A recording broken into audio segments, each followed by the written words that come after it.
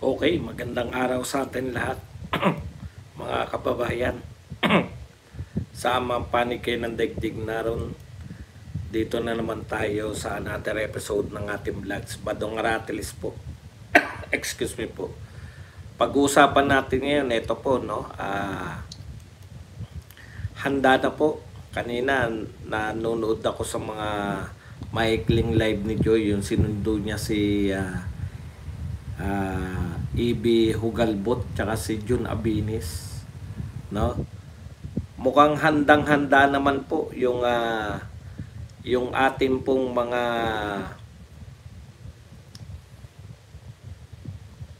vloggers na inimbitahan para sa hearing bukas ng fake news, pogo vloggers at tsaka narco vloggers na tinatawag, no?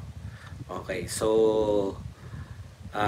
yan po, ang tingin ko dyan, mapapasubo itong mga congressman.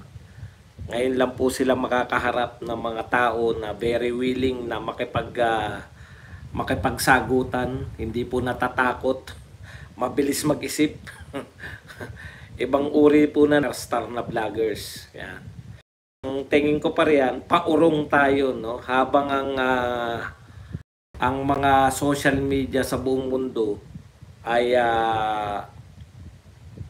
nagiging open, tinatanggal po yung sinasabing control, no, ng mga tinatanggal na po yung mga fact checker.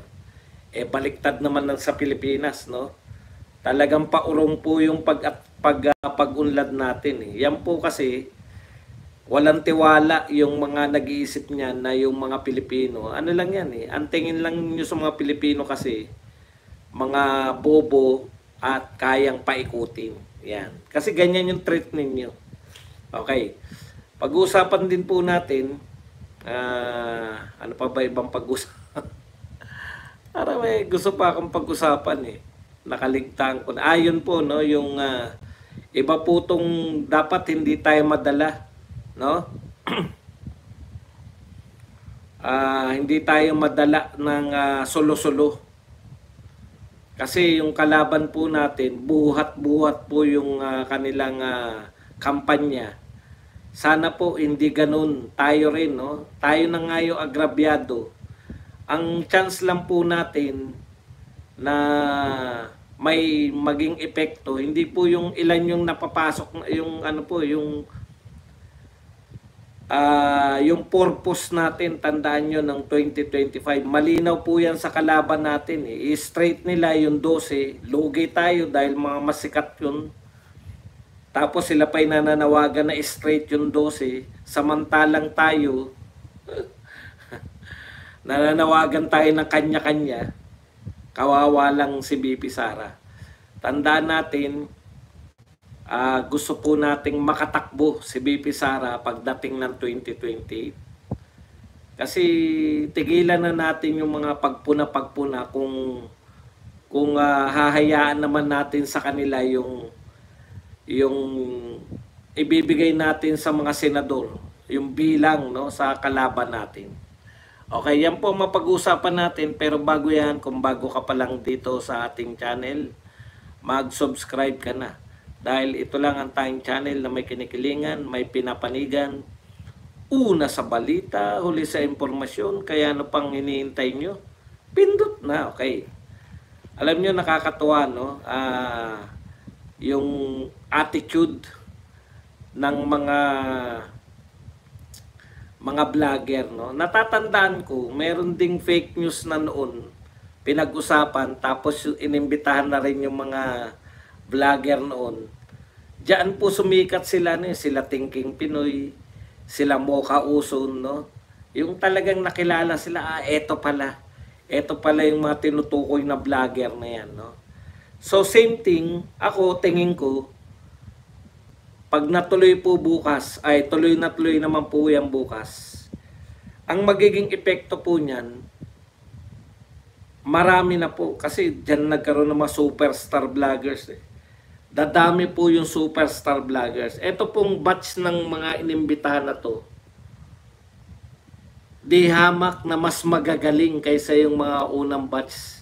Hindi ko naman sa minamaliit yung mga kakayaan kasi nariyan sila Atty. Trixie, sila Joy, sila Hugalbot, sila Atty. Glenchong, sino pa bang mga naimbatahan. Talagang level up na eh. Level up na po yung talino ng mga vlogger na naimbitahan dito, no. Sa tingin ko nga mas marami pa pong mas marami pa pong sikat na sisikat o mas marami pa pong mas magagaling na vlogger na hindi kasing sikat na mga superstar vlogger natin ngayon. Sila Maharlika, sila Banat Bay. Yan yung mga superstar vlogger no.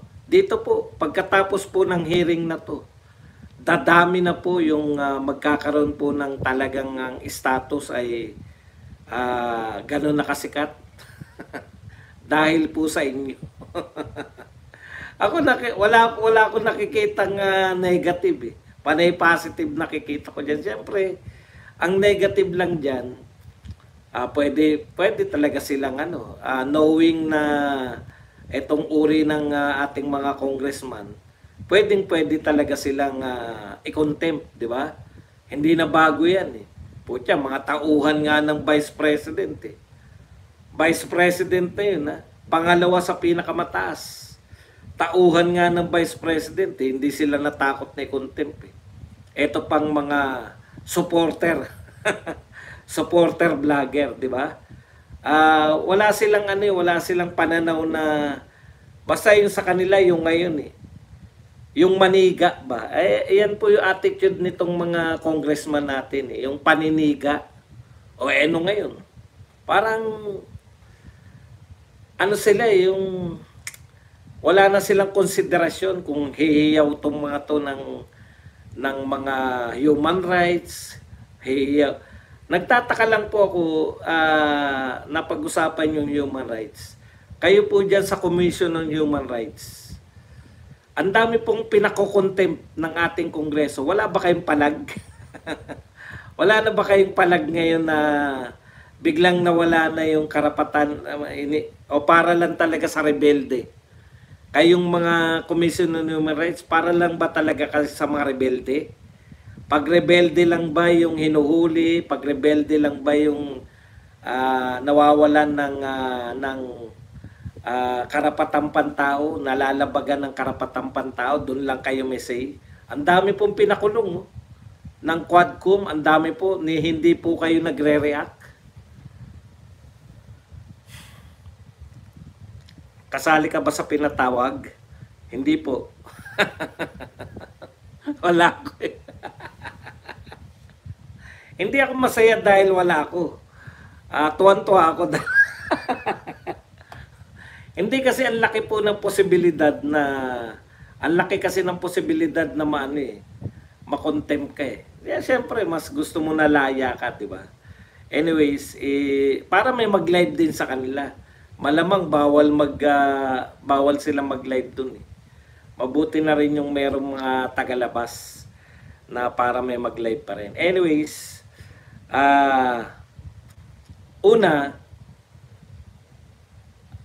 sinasabi ko nga, paurong po yung ating House of Representatives, no? Yung paniniga ninyo, wala na eh. Parang na sa kanila eh. Yung kumbaga, yung nasa aura na pag nanalo kaya tang congressman, naroon na yung magiging astig ka na rin at walang pakundangan. Yun yung right time, no? Walang pakundangan. Wala kang sinasanto, wala sila, no? Kasi narinig ko yun sa sinabi kay Crealdo eh, na dito ka magmatapang. Ngayon nyo po hamunin. Kasi mga sundalo, mga militar, mga pulis, militar, may mga, hindi po sila sanay ng ng makipagdakdakan. Sabihin nyo po yan sa mga vlogger. Tiyak, makakarinig kayo kahit patayin nyo na mic. Yung mga sinasabi nyo magmatapang, sabihin nyo po sa mga vlogger. Okay. Alam po ninyo, paurong po ang Pilipinas pagdating po dito sa aking pananaw kung yan sa mga fake news. Ang nagpauso lang naman ng magsalita ng fake news, dati naman wala niyan di ba? Dati naman hindi naman uso yung termino. Tapos dito kasi sa Pilipinas, dahil hindi na nila matalo yung mga vlogger ng mainstream media, mas pinaniniwalaan na yung vlogger. Sila na yung nagsabi, fake news naman yung mga vlogger na yan. Naniniwala ba, ikaw ba Badong, naniniwala ka na may fake news talaga? May nananadya talagang fake news? Meron. Meron po talaga nananadyang fake news. At karamihan nasa kabilang kampo. Nagtataka nga ako sa inyo. Sino po ba, ito tanong ko sino po ba ang nagtatawag na magnanakaw si Bibi Sara? Sino po ba nagsabi na kriminal yung mag-ama? Sino po yung nagsabi na, di ba? Sila po yung paulit-ulit dyan. Sila yung akusan ng akusan na magnanakaw si Bibi Sara. Sa tingin nyo ba tama yun? Kaya lang, dahil wala silang kredibilidad, yun kasi yung pagkakaiba Usapin po to ng kredibilidad. Kahit na magsalita, yung mga vlogger na mga ano yung right term, political term, intelligent deprived. Kahit po magsalita yung mga intelligent deprived na vloggers. Para saan? Di po ba? Nakita niyo po ba kami na nag-react sa mga bugok na mga vlogger na kalaban? Tandaan po natin, ito pong pagbablog. Kami po, hindi nila sinasalang-alang Kami pong mga vlogger, content po ang importante sa amin. Yung sinasabi nyo nagpapakalat ng fake news, pwede nyo rin kasing i-consider yung investigasyon nyo na tama yun, nasa tama sila. Kung may nagbabayad dyan na pogo at may nagbabayad na narko, kasi patutunayan nyo dapat yung akusasyon nyo na yan. Kung may mapatutunayan kayo na drug lord na nagbabayad kay Banat Bay, drug lord na nagbabayad kay Joy Cruz, drug lord na nagbabayad dito kay Glenn Chong, pwede. Di ba?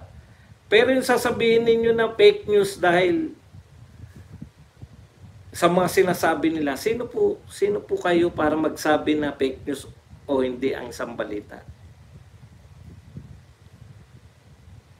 Naniniwala ba ako may nagpe-fake news? Naniniwala ako, pero hindi ko kayang patunayan ng fake news Mahirap pong patunayan ng fake news. Lalo na kung may binabanggit na halimbawa, dapat dinidefine muna nila yung fake news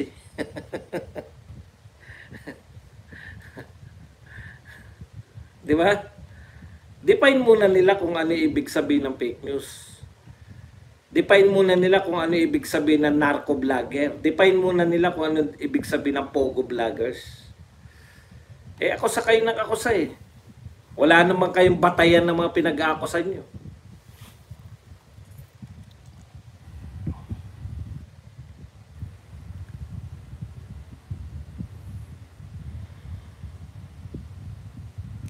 Bakit po tayo paurong?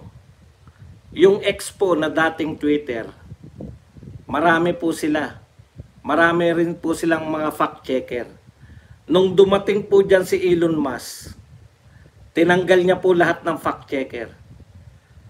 Naging open po yung X, lahat ng gusto mong i-post.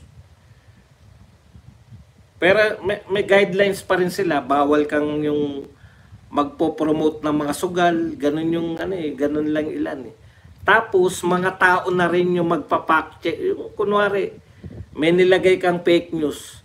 Yung mga tao na rin mismo yung maglalagay sa comment section. Naging malaya po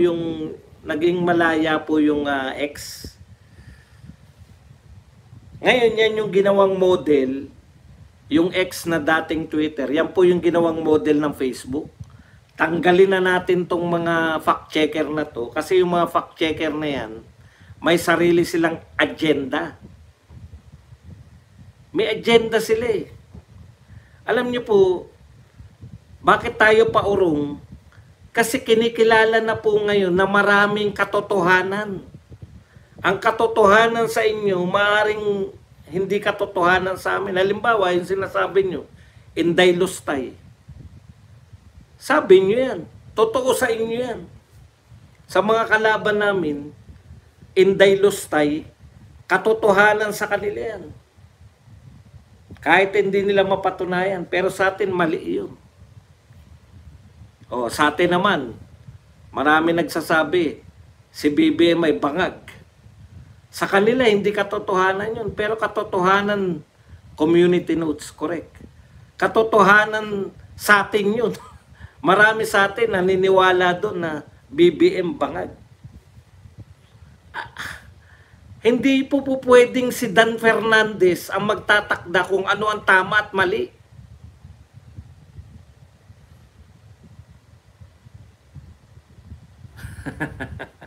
Ayoko nga eh kasi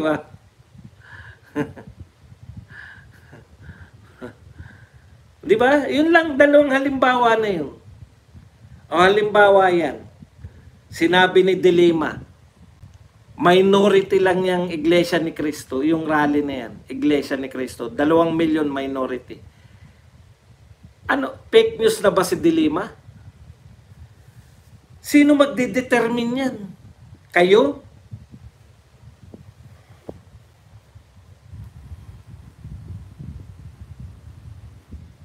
Tapos dapat patunayan ninyo, ang gusto kong mapatunayan nyo, thank you very much kay Corazon Austerio sa pagme-member.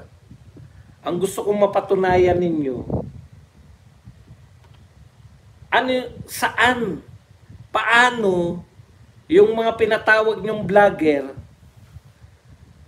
ay mga naging pogo vlogger at narco vloggers. Kasi, ang sarap pakinggan lang, gandang pakinggan eh. Kaya sila fake news dahil pogo at pogo vlogger sila, tsaka narco vlogger. Sino magpapatunay nun? May ebidensya kayo? Meron kayong mga witness na tumanggap si Glenn Chong mula sa pogo? May witness kayo na tumatanggap si Attorney Trixie mula sa mga drug lords? Hindi po pwedeng kayo na naman. Yan yung nagiging problema natin sa ang gusto nilang witness. Eto po pagkakaiba ng mga napapanood ko na mga matagal na ako nakasubaybay sa mga hearing. Corazon Austerio, thank you very much sa 10 Hong Kong dollars. Ang pagkakaiba po noon ng mga hearing na napapanood ko, meron po silang mga witness na nagsasabi, no? Halimbawa, yung kay Napoles, pamangkin niya yung witness eh. No? Na pinipeke nila yung mga pirma. Kunwari, merong mga NGO. Sila na rin ang gumagawa ng mga members ng NGO, pinipeke niya. May akusasyon eh. Meron kang witness sa akusasyon. Ang hanapin po natin dito, meron po bang magtuturo, yung bang 40 na yan, may nagturo sa kanila na sila ay tumatanggap ng drug money at pogo money? Hindi po pwedeng yung sinasabi lang nila kasi hindi naman po yung akusasyon yung ano eh. Hindi po yung akusasyon yung mga fake news lang sila eh. Pogo vloggers saka drug vloggers eh. Meron po bang magpapatunay na sila nga ay tumatanggap sa drug lord? Yan yung gusto kong malaman bukas eh. Kasi sanay na sanay tayo na sige, sagutin mo to. Hindi ko gusto, nagsisinungaling ka, contempt ka na. Isa lang po hindi nila na ganun eh. Na sinabihang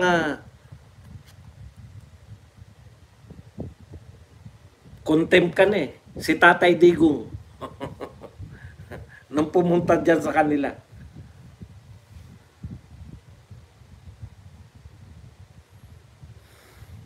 Eto pa po, baka mabilaukan sila. Naghahanda po itong mga tao, marami po rito, mga abogado, no? Marami nag-aral ng abogasya, marami nakatapos ng abogasya diyan sa mga inimbita nila. Marurunong po sa batas. Hindi po katulad yan ng mga naunan yung mga vlogger na iniimbitahan dyan. Na hindi talaga nakapag-aral ng law. Dito po marami pong nag-aral, marami pong attorney. Mapapasubo po kayo lahat dyan.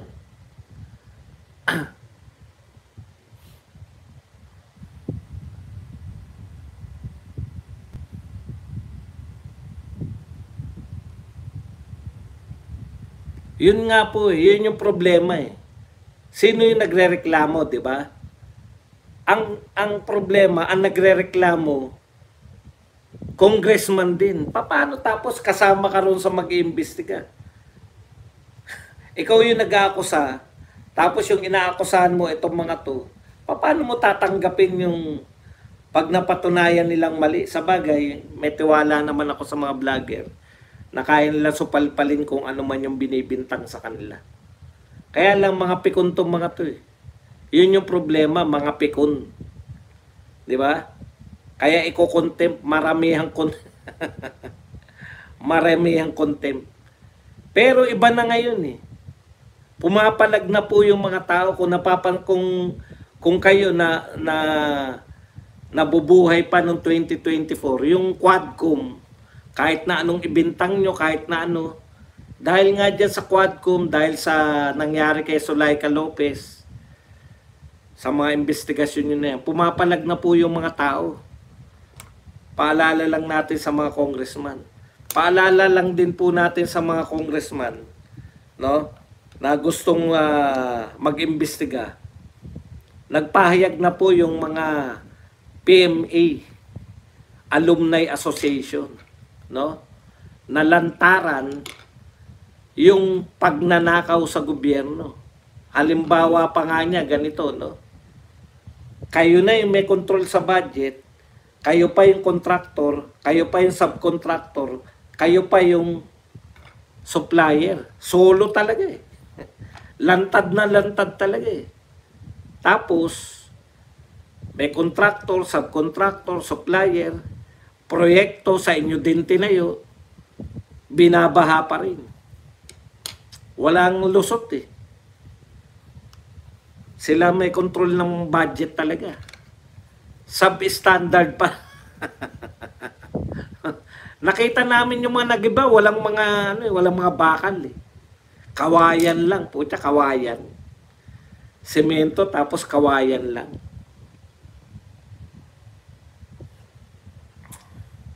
Mahirap po yan. Bukod sa mga inimbitan nyo, napapalag pagkatapos ng imbitasyon nyo, marami pa pong vlogger na nasa labas na makikita. Pati po yung PMMA, nakasubaybay na yan lahat ngayon. Lahat po ng mga grupo na pumapalag, nakasubaybay. Yung mga nagrally lang naman po yung mga makakapal na mukha. Lalo na yung mga grupo ni Magno. Ine-expose o sumakay sila sa expose. Sa expose ni Congressman Ungab at ni Tatay Digong, no? Sinakyan nila. Tapos, ang panawagan nila, ang may kasalanan po nun, ha? Kongreso, Senado at House of Representatives, tsaka yung mga Malacanang, yun lang naman yan eh. Sa Senado, sa House of Representatives o sa Malacanang lang nagpuno nun. Wala pong Duterte dun eh. Pero, ang panawagan, putya, impeach BP Sara.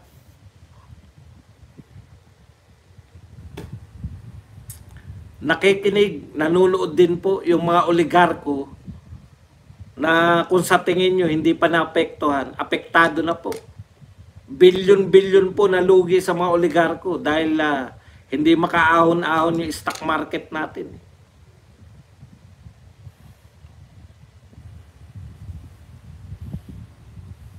Nagtatanong kayo, bakit yung mga vlogger ng taga-kabila walang sulat? Baka lahat sila, wala nagpe-fake news sa kanila. Di ba taga-kanila yung nagsabi na may kabit si BP Sara? Oh.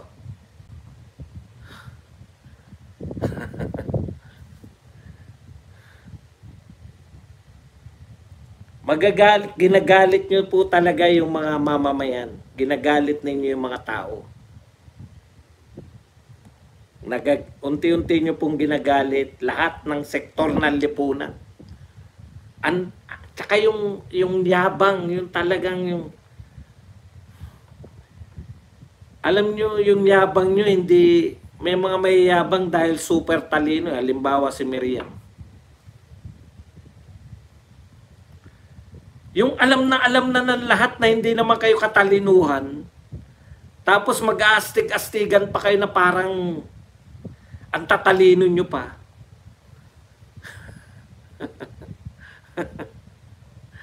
Halatang-halata naman. Halatang-halata naman. Hindi kayo katalinuhan, tapos may expose po ng mga vlogger yan. Gigil na gigil yung tatlo kanina, si Jun Abini, si AB Hugalbot ba yun? Tsaka si Joy Cruz. Iba po to. Wala pong takot to mga to na baka nasanay kayo na yung pinahaharap nyo riyan sila katulad nila Alice Gu, nila yung kapatid ni Alice Gu. Sino yung pinaharap nila dyan nang gagalaiti na lang? Yung mga tauhan ni BP Sara, mga taong opisina po yan. Trabaho lang ng trabaho, hindi naman sanay sa dakdakan yan. Baka mabaluukan kayo sa ginawa nyo imbitasyon. Paurong po tayo, paurong. Okay. Mamaya, sa mga question and answer na siguro mapapalawak pa natin yan. Dito naman po, no, nakita ko kanina, meron na po silang video. Yung team ni Marcos na mga senatoriables. Ayan. Kasama ng lahat ng iniisip ninyo na medyo gusto nyong iboto. No? Kasama si Ping Lacson, si Tito Soto. Lahat po ng inaakala nyong independent, kasama lahat ni BBM sa video. Ang panawagan nila 12-0. Posible pong mangyari yan. Pag tayo pong mga Duterte, ay sila pa rin ang binoto natin. Alam nyo, nasasaktan po ako. Kasi alam ko na yung gimmick na yan.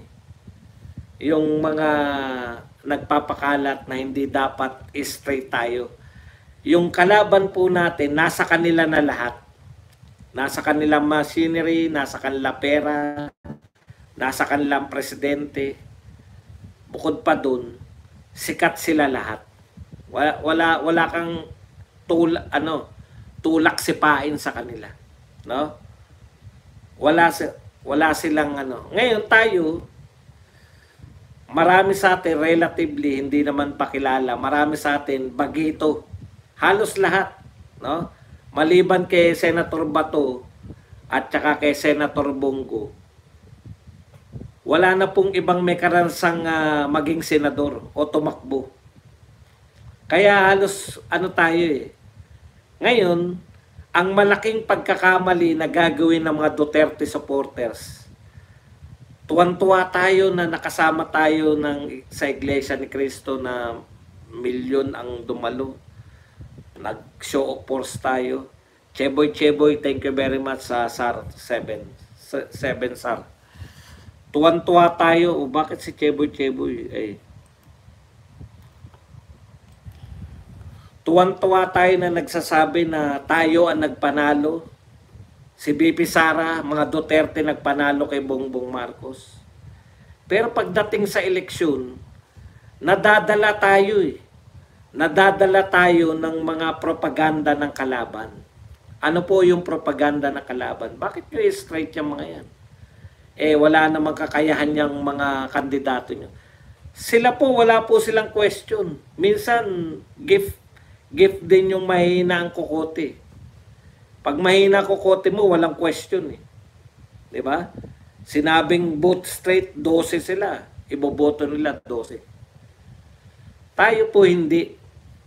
Sa sobrang talino ng iba sa atin, ang dali nating paikutin na bakit, ano ba kayo? Uto-uto ba kayo? Bakit pag sinabi ba ni Badong na straight? Pag sinabi ba ni Duterte na straight? Wala ba kayong kakayahang mag-isip? Straightan po yung laban dapat ngayon. Bakit po straightan? Hindi naman po ito yung kakayahan eh. Dinadala nila tayo sa kakayahan eh. Para iboto nyo yung mga may kakayahan doon sa tingin nyo.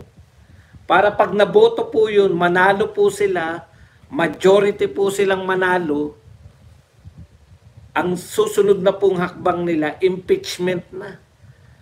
Tandaan po ninyo, walang mananalo kay BP Sara. Kaya ginagawa nila ng paraan para ma-impeach.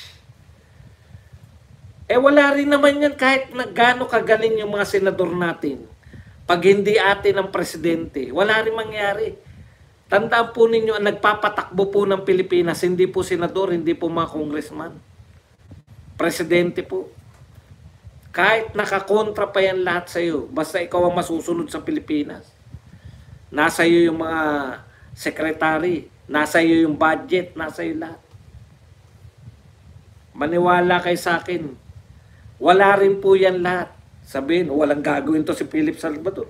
Ito, bagay ito, hindi mananalo to si Inlo, burahin ko na yan. Hindi mananalo to si ganun, burahin ko na yan.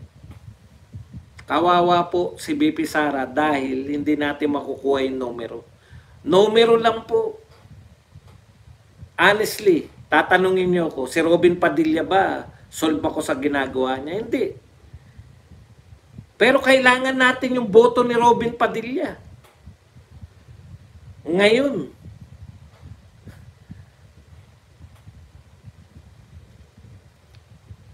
di ba?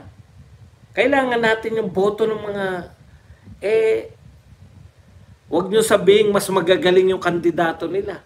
Kandidato nila si Bong Revilla, Lito Lapid, Villar, si Abalos.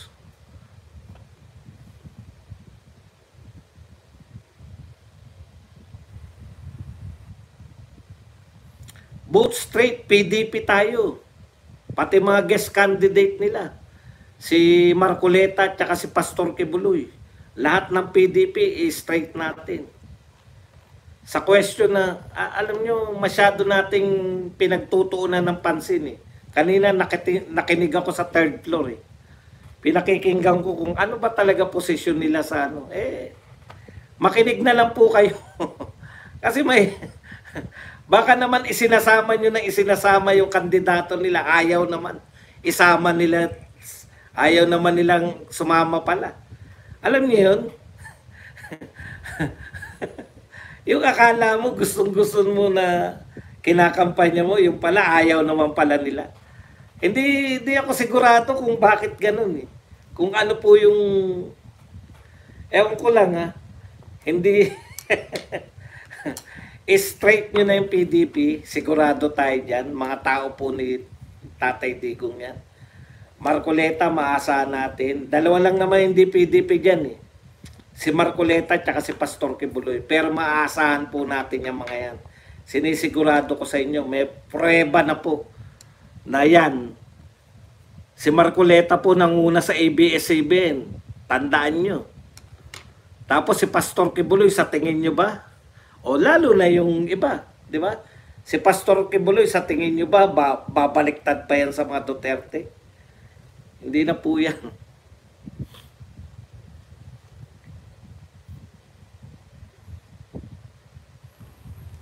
Kasi, tayaan po ito. Pucha, mahirap naman yung... ang problema niyan, hindi mo maintindihan kung bakit. Hindi ko rin maintindihan. So, Ito yung kandidato natin, PDP laban, dahil chairman niya si Tatay Digong. Tapos, guest candidate nila to. Ngayon, kung hindi ko naman sinasabi wag niyong isama yung kandidato nila, kung ayaw naman, alam niyo, baka tayo, baka lumalabas pa no, na hinihiwalay nga namin sarili namin sa inyo, dikit naman kayo ng dikit. Ang tamahirap. Meron pa po bang COR? Ano yung COR? Kaya tama rin yun eh. Gusto nilang maging independent sila from PDP. Di independent na lang sila. Bakit tayo namumblema?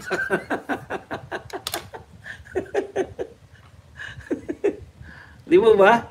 Huwag na natin silang problemahin. Kung gusto nila na sumama, pwede naman nila makausap yung mga leaders ng di ba?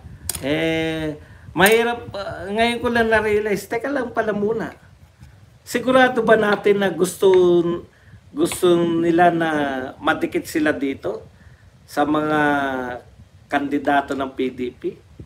Baka naman hindi naman pala nila gusto. Baka may iba po silang diskarte. Baka sa tingin nila, huwag nyo nga madikit-dikit yung mga sarili nyo sa amin.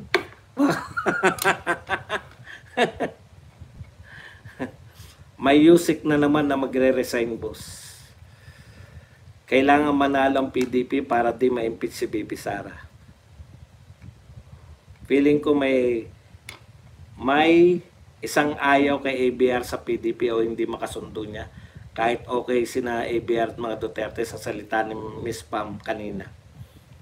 Kasi pinakinggan ko talaga sila kanina. Sabi, parang ganito no?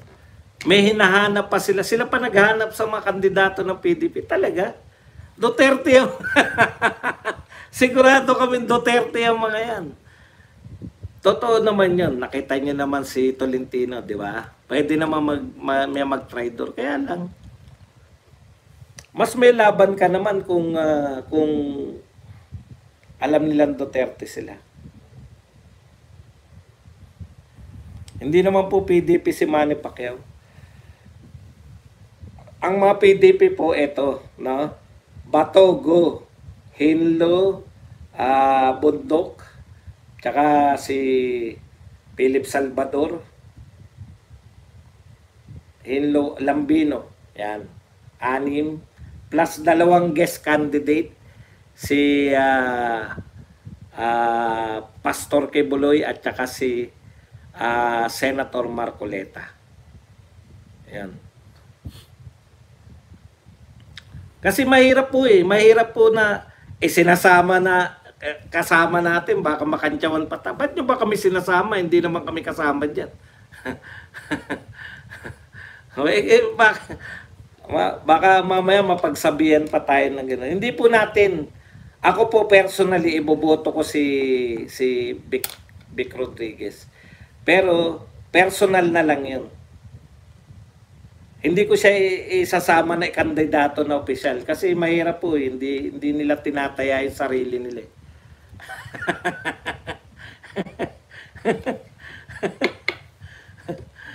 Narinig ko kanina nakinig ako Ano ba talaga? May nagtanong naman doon, no? Sabi, ganun nga, hinahanapan pa nila yung mga PDP